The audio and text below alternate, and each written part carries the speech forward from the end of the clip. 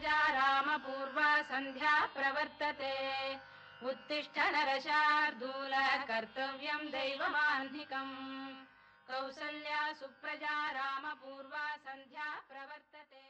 ಬಂಧುಗಳೇ ಬನ್ನಿ ಸಿಹಿ ಅವಲಕ್ಕಿಯನ್ನು ಮಾಡೋಣ. 100 ಗ್ರಾಮ್ ಅವಲಕ್ಕಿಯನ್ನು 2-3 ಸತಿ ತೊಳೆದಿಟ್ಕೊಳ್ಳೋಣ. ಅದರಲ್ಲಿರೋ ಗಲೀಜೆಲ್ಲ ಹೋಗುತ್ತೆ. ಈಗ ಸ್ಟವ್ ಆನ್ ಮಾಡಿಕೊಂಡು ಬಾಣಲಿನ ಬಿಸಿ ಆಗೋಕ್ಕೆ ಇಟ್ಟಿದ್ದೀವಿ. ಈಗ ಬಾಣಲಿ ಬಿಸಿಯಾಗಿದೆ. 2 ಸ್ಪೂನ್ ತುಪ್ಪ ಹಾಕ್ಕೊಳ್ಳಿ. ನೋಡಿ ಈಗ ತುಪ್ಪ ಕರಗಿದೆ. ಒಂದು 15-20 ಗೋಡಂಬಿ ಹಾಕ್ಕೊಳ್ಳೋಣ. ಗೋಡಂಬಿ ಹಾಕ್ಕೊಂಡು ಫ್ರೈ ಮಾಡ್ಕೊಳ್ಳೋಣ. ಲೈಟ್ ಬ್ರೌನ್ ಕಲರ್ ಬರಬೇಕಷ್ಟೇ. ತೆಗೆದಿಟ್ಕೊಳ್ಳೋಣ. ಈಗ ಅದೇ ತುಪ್ಪಕ್ಕೆ ಒಂದು 20-30 ದ್ರಾಕ್ಷಿ ಹಾಕ್ಕೊಳ್ಳೋಣ. ದ್ರಾಕ್ಷಿ ಹಾಕ್ಕೊಂಡು ಫ್ರೈ ಮಾಡ್ಕೊಳ್ಳೋಣ. ಫ್ರೈ ಮಾಡ್ಕೊಂಡ್ಮೇಲೆ ಅದೇನಾಗುತ್ತೆ, ಆ ತುಪ್ಪ ಎಲ್ಲ ಹೀರ್ಕೊಳ್ಳುತ್ತೆ. ದ್ರಾಕ್ಷಿ ಹೀರ್ಕೊಂಡಾಗ ಈ ಥರ ದಪ್ಪ ಆಗುತ್ತೆ. ಆ ದಪ್ಪ ಆದಮೇಲೆ ಗೋಡಂಬಿ ತೆಗೆದಿಟ್ಕೊಂಡಿರ್ತೀವಲ್ಲ, ಅದೇ ಬೌಲ್ಗೆ ಗೋಡಂಬಿ ಮತ್ತು ತುಪ್ಪನ ಎರಡನ್ನೂ ಎತ್ತಿಟ್ಕೊಳ್ಳೋಣ. 1 ಗ್ಲಾಸು ನೀರು ಹಾಕ್ಕೊಳ್ಳೋಣ. ನೀರು ಹಾಕ್ಕೊಂಡು ಒಂದು 100 ಗ್ರಾಮು ಬೆಲ್ಲ ಹಾಕ್ಕೊಳ್ಬೇಕು. ಬೆಲ್ಲ ಹಾಕ್ಕೊಂಡು ಆ ಬೆಲ್ಲ ಚೆನ್ನಾಗಿ ಕರಗೋವರೆಗೂ ತಿರುಗಿಸ್ಬೇಕು. ಇದನ್ನು ಕರಗಿಸ್ಕೊಳ್ತಾ ಇರೋದು ಯಾಕೆ ಅಂದರೆ ಇದರಲ್ಲಿ ಕಲ್ಲು ಮಣ್ಣಿರುತ್ತೆ.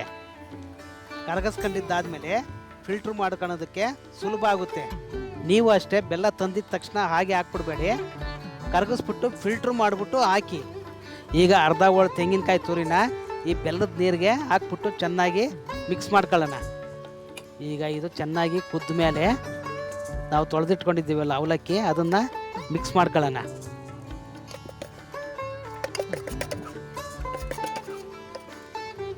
ನೋಡಿ ಅವಲಕ್ಕಿ ಎಲ್ಲ ಹಾಕ್ಕೊಂಡಿದ್ದೀನಿ. ಹಾಕ್ಕೊಂಡಾದ್ಮೇಲೆ ಮೀಡಿಯಮ್ ಫ್ಲೇಮಲ್ಲಿ ಚೆನ್ನಾಗಿ ಆ ಕುದಿಯೋವರೆಗೂ ಬಿಡೋಣ. ಈಗ ಅವಲಕ್ಕಿ ಕುದೀತಾ ಇದೆ. ಅರ್ಧ ಸ್ಪೂನು ಏಲಕ್ಕಿ ಪೌಡ್ರ್ ಹಾಕ್ಕೊಂಡು ಮಿಕ್ಸ್ ಮಾಡ್ಕೊಳ್ಳೋಣ. ಈಗ ತುಪ್ಪದಲ್ಲಿ ಕರೆದಿರೋ ದ್ರಾಕ್ಷಿ ಗೋಡಂಬಿನ ಹಾಕ್ಕೊಂಡು ಮಿಕ್ಸ್ ಮಾಡ್ಕೊಳ್ಳಿ. ನೋಡಿ ಇಷ್ಟೇ, ಕೃಷ್ಣನಿಗೆ ಪ್ರಿಯವಾದ ಸಿಹಿ ಅವಲಕ್ಕಿ ಸಿದ್ಧ. ಕೃಷ್ಣಾಯ ವಾಸುದೇವಾಯ ಹರಿಯೇ ಪರಮಾತ್ಮನೇ ಪ್ರಣತಃ ಕ್ಲೇಶನಾಶಾಯ ಗೋವಿಂದಾಯ ನಮೋ ನಮಃ.